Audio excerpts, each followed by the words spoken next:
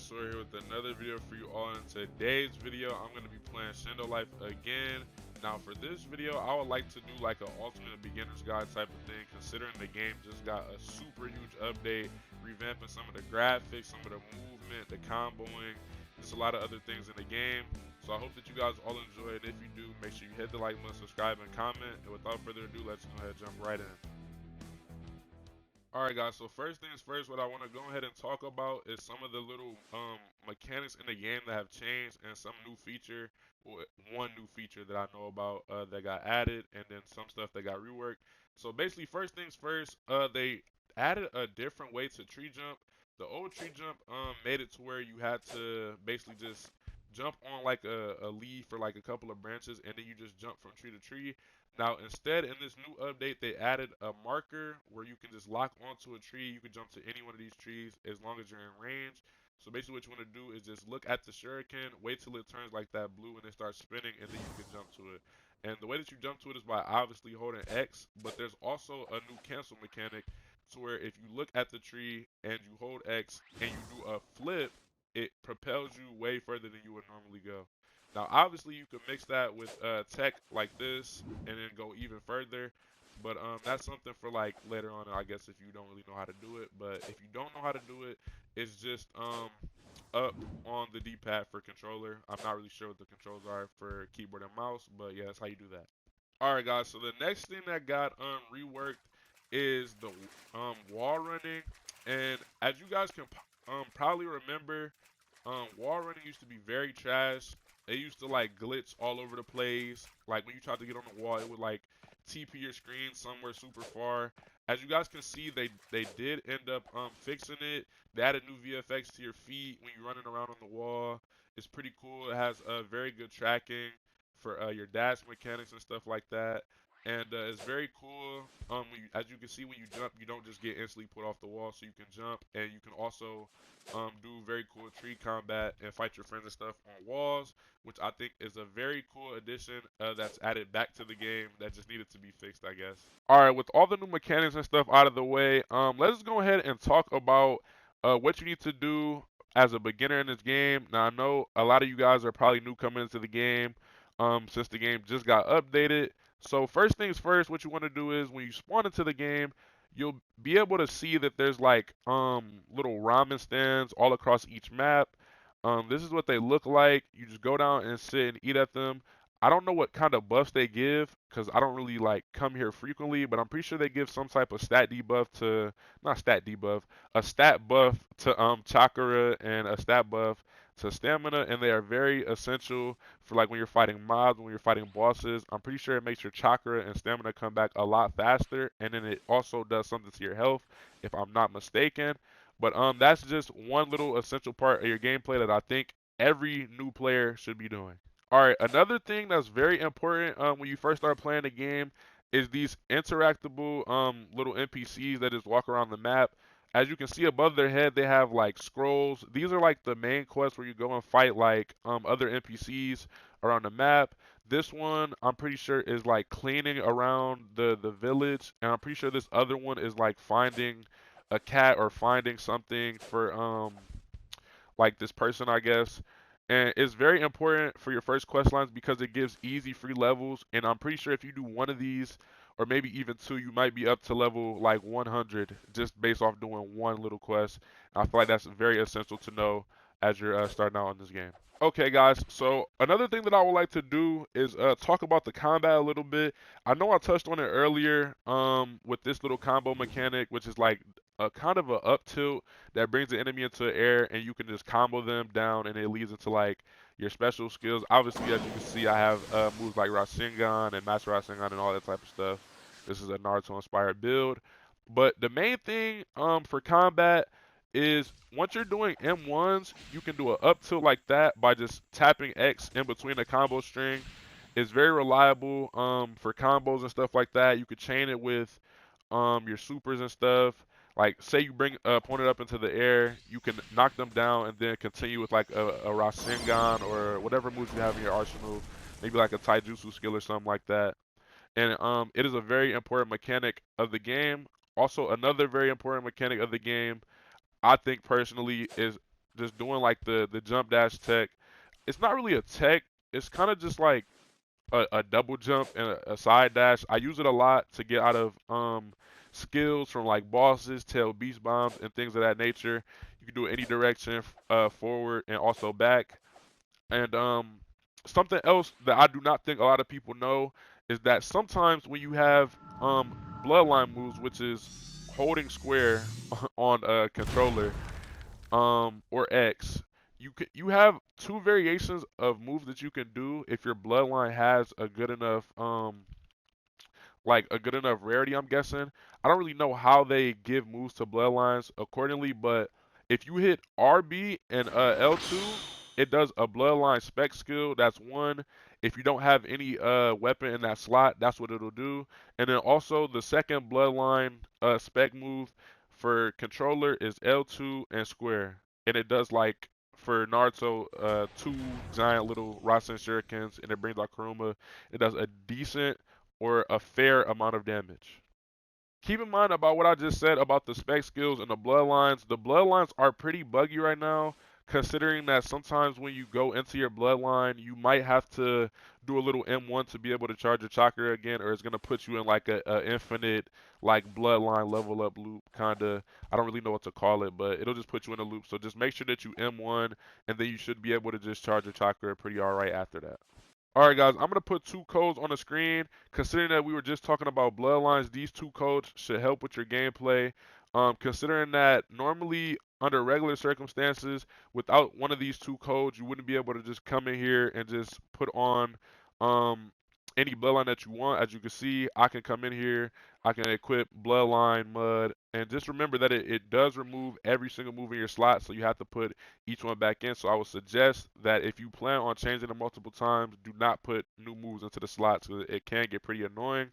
But another thing that I would like to touch up on is the quest in the bottom right. As you can see, you click on quests.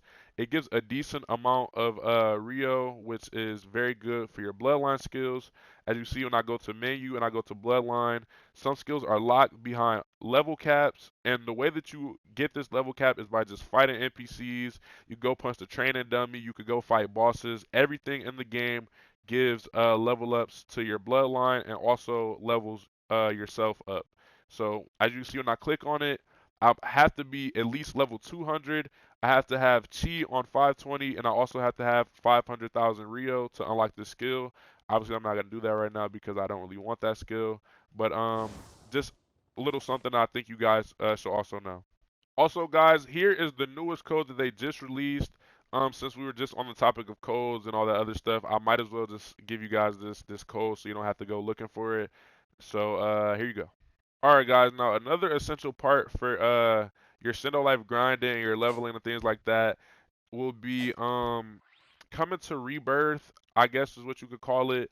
Your level rebirth, your level cap breaker, whatever. As you guys can see, the max level is 1,000, and I'm rank A. You can tell your rank because it's right next to the ramen logo, as you guys can see.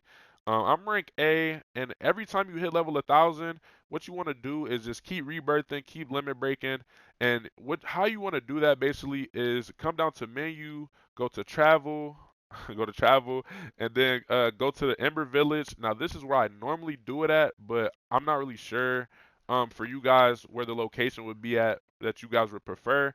But I normally do it in Ember Village. You come all the way back here to the Hokage estate in the village. You click rank, click option one, keep clicking option one over and over and over again until you eventually rank up. Now that is a very important part of your progression because eventually later on in the game you'll be able to get things like races and mentors. But I do not really know too much about like the races and mentor system in this game because I do not have a race or a mentor. So you guys will have to end up looking up another guide, and I am extremely sorry that I do not know how to do that for you in today's video, but maybe I'll figure it out somewhere along the lines. Alright guys, so the next thing I need to show you guys, which is another essential thing for your leveling and progression, is boss grinding. Now boss grinding is very important because it helps you level up way faster than any of the other quests I showed you earlier. Those other quests are just kind of like something you can do to start out unless you already have like a friend that's a high level that can help you with these type of missions. It's very important because this I'm pretty sure this is the fastest way to level. I'm not really too sure about any other method, but from my experience, this is the fastest way to grind. Now, what you need to boss grind by yourself is Apollo Sand, and you need Shadow. So let me go to movesets and just find the slot that it's in right here. As you guys can see, I loaded up. Now, the thing that you need for it is you need Shadow to be in your spec slot, right? So that means when you power up, you'll get the spec, like the block spec that I was telling you guys about earlier. And it's very essential to doing damage to this giant boss. And just think about the damage multiplier as if you were to have other friends doing it. Now, as you guys can see, I am max level, like I said earlier, so this is probably gonna just be. I'm only gonna probably have to do the move like a couple times to kill it. So let me just show you guys the move that you actually need first.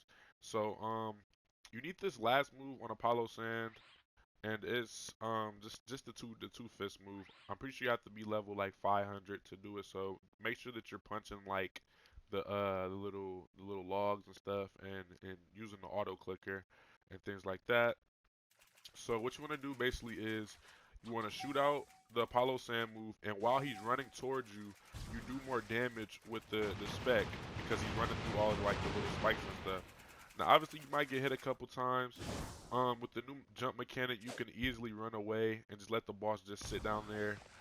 He won't do any moves to you until both of your skills come back. And as you guys can see, if you can look at his health bar, the Apollo Sand and Shadow Tech is still pretty broken. In my opinion, they said that they nerfed it, but it doesn't really seem like they did. And this will be the best method in the game until like they really like do a good like damage patch to it because it's still very broken. So as you guys can see, the mobs also get knocked down. So I guess you could still do the move on him, but it doesn't do as much damage as if he was like trying to run to me. And as you guys can see, since I can't charge my chi, I have to M1 a couple of little times, and then I can finally like charge it back up regularly. And then the same thing, just rinse and repeat over and over again till you kill the boss. And that's basically boss grinding. There's another boss over here on this side, which is the Gen 3 Karuma. He's up there on that little ledge over there. I guess I could just go show you guys where he's at, just so there's no confusion. But as you can see, little jump tech, very handy. Um, and come over here, and there goes Kuruma Gen 3. This is one of the main boss spots aside from the Sage mode map, well, not the Sage mode map, I should just say the Sage map, where you can fight like the two toads and stuff, and then just side by side a little bit closer than these two. But with this new jump mechanic, it's not really that much of an issue to cross gaps. So I guess this would kind of be like a better spot to grind bosses. And that basically sums up boss grinding. Actually, I missed out on another part. Let me just go ahead and try to kill him right quick so I can show you guys if he gives a boss drop or not. Let me just put this in 2 times speed. Just hurry this up. Right? Yeah. I think we're going with this last one right here. Okay. Okay. You guys always make sure that you have a health potion on you at all times. The mob doing right is where it's kind of hard to get out of it. And you might need to retreat and just get your health back. This is kind of like mid gameplay by me though. It's not that. But as you guys can see, I killed him. He didn't spawn any scroll, but normally, if you get lucky enough, a boss will normally spawn either like a weapon, a cosmetic, or you even might get lucky and get a Jinjuri key and be able to transform. And you can also put that in your second slot. You'll be able to transform into that Gen 3 boss that you end up obtaining. So that's just something else that I wanted to tell you guys about specific boss grinding. All right, guys. So something else that I feel like everybody should know about Shindo life as a beginner is obviously how to get like weapons, ninja tools, consumables that help you get health and chi back over time.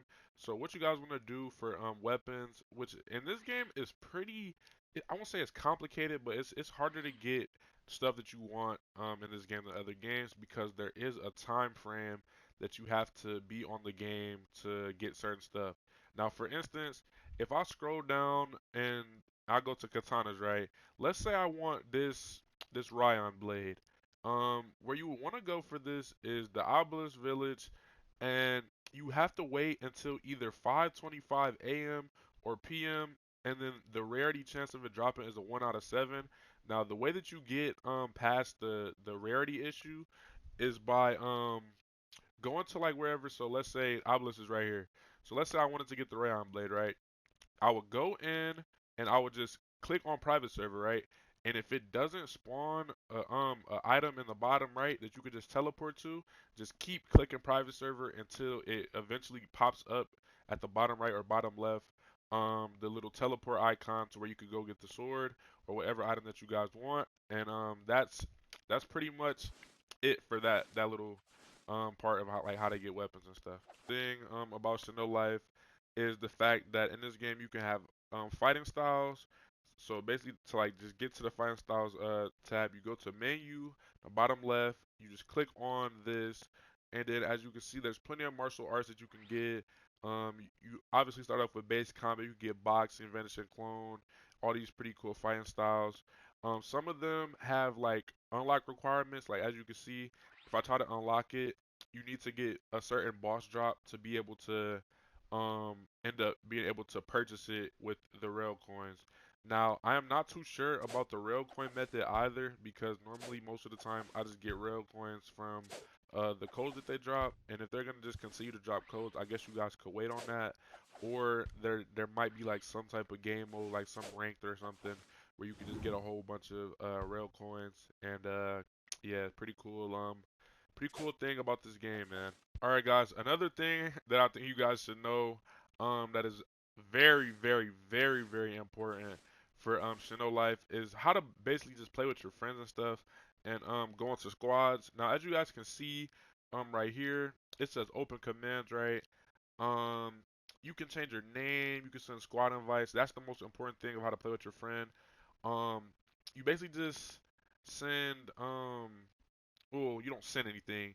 You type in a command in this type command box, and what you would type in is the little mark and then squad, and then also after that, if you're inviting your friend, you would put the mark INV space, and then normally I put the first three letters of my friend's user, but if it's too similar to somebody else's user, I just type like an extra couple letters, and then on your friend's end, they have to do the exclamation or whatever point, and then ACC space, and then they have to type in your user. Now, obviously, you can turn friendly fire on and off. You can leave the squad. These are like high ranking commands. You can like duel and do a whole bunch of cool stuff.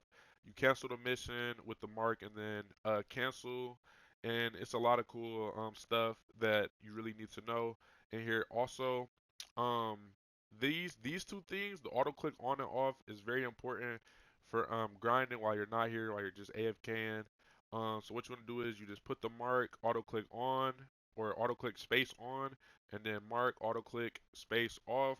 And those are two very, very, very important commands for this, and I just thought that that would help you guys out a lot more in your gameplay.